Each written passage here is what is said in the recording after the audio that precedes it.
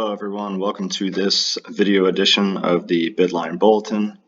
We are going to be covering how to do a reserve bid in this edition on how to get a particular stretch of days off. This is a question that we get quite often, so it's something we're going to cover in video just to clear up any questions and to help the pilot group in the future. So we're only going to be bidding reserve in this particular bid. So just follow along. If it doesn't apply to you, then hopefully the next one will. So we're going to start by adding a bid group.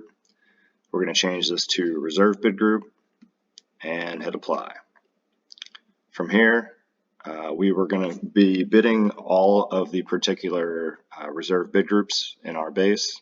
So in this base, or in this example, we're going to bid for long call reserve. So we're going to say set condition long call type, and LCR is the only option. Going to hit apply. We're going to say set condition, and then we're going to go through the short call types. You can reorder these in whatever order that you like. Order them at the top for the most important and the bottom for the least important. So I'm just going to go in order. So we're going to say set condition R3, and then we're going to say set condition R10. Hit apply. And then last but not least, set condition short call R19. Again, you can reorder these if you like. All you have to do is select whichever one that you like, and then you can use the cursor to move this up and down in the bid. The only one that you cannot move is long call.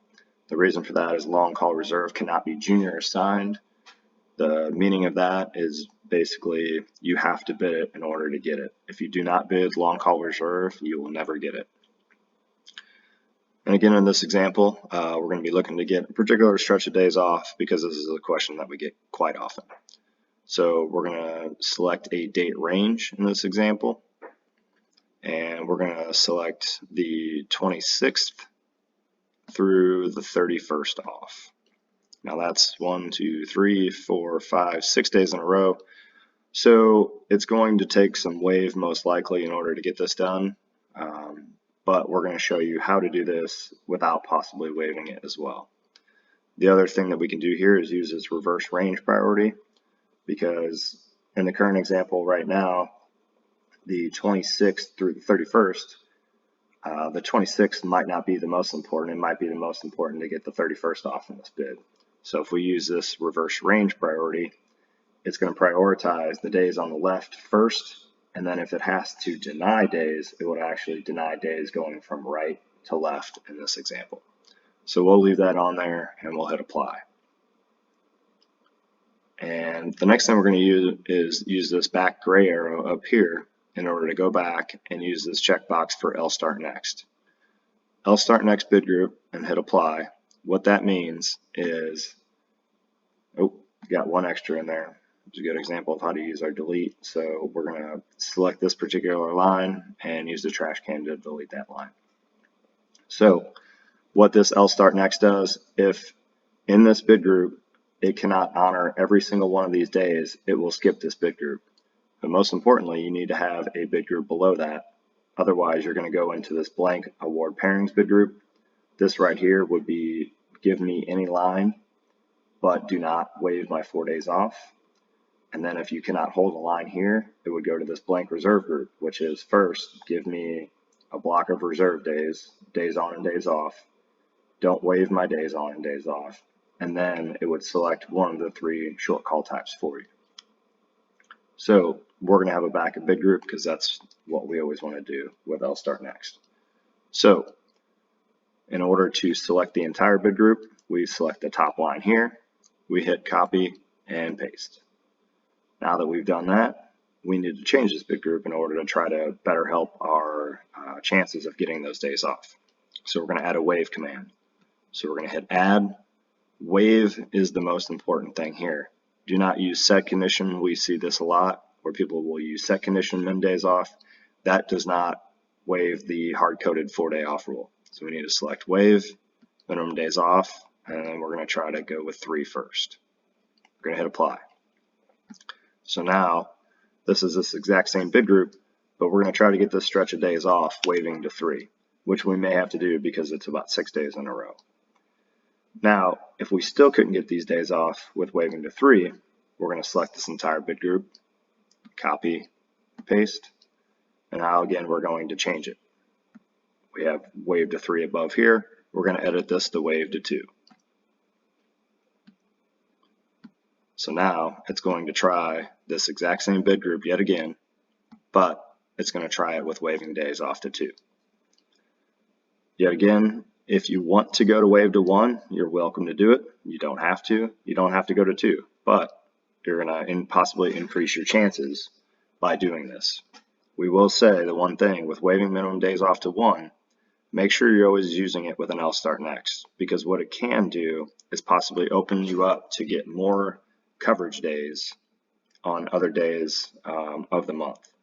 And the reason for that is with waiving to 1, it may allow you to be available to work certain other days of the month that you wouldn't have maybe been able to work with waiving to 3 or waiving to 2.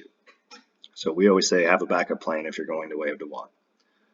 That being said, we're going to copy and paste this bid group, and we're going to change this to waive to 1. Now, like I said, you always want to have a backup plan when waiving to 1 with reserve. You're going to apply, reset all, close.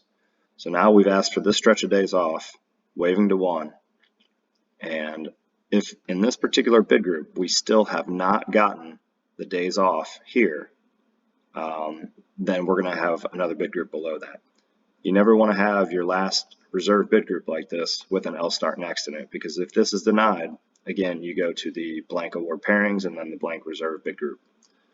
So we're going to select all this again, hit copy and paste, and what I would recommend is editing this line to either waiving days off to whatever you're comfortable with. Let's say 3 in this case. You could completely remove the waiver, because you could say, well, if you're not going to give me the days off that I need, then I'm not going to waive days off at all, which is perfectly fine.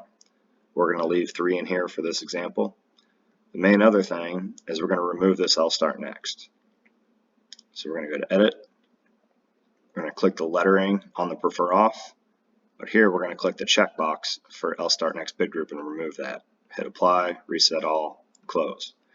Now, if it's gotten to any of these bid groups above here and it honors these days off, it will then say, can this person be long call reserve? If the answer is yes, it gives you that.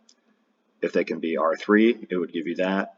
R10, it would give you that. If not, it would go all the way to R19. But if it awards out of one of these bid groups up here, you would get all of these days off. But if we've gotten all the way to here, we've basically proven that we cannot be a reserve bidder with all of these days off here. So at this point, 1 or more of these days are going to be denied. So we're going to, like I said, only waive to 3 in this case, and we're just going to have to go with whatever it gives us. So it's going to give us as many of these days as possible, but we're only going to allow it to waive to 3.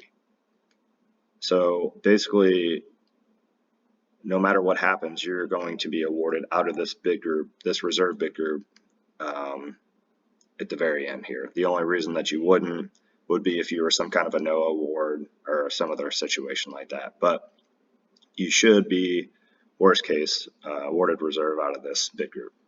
And obviously, 1 or more of those days off would not be able to be awarded.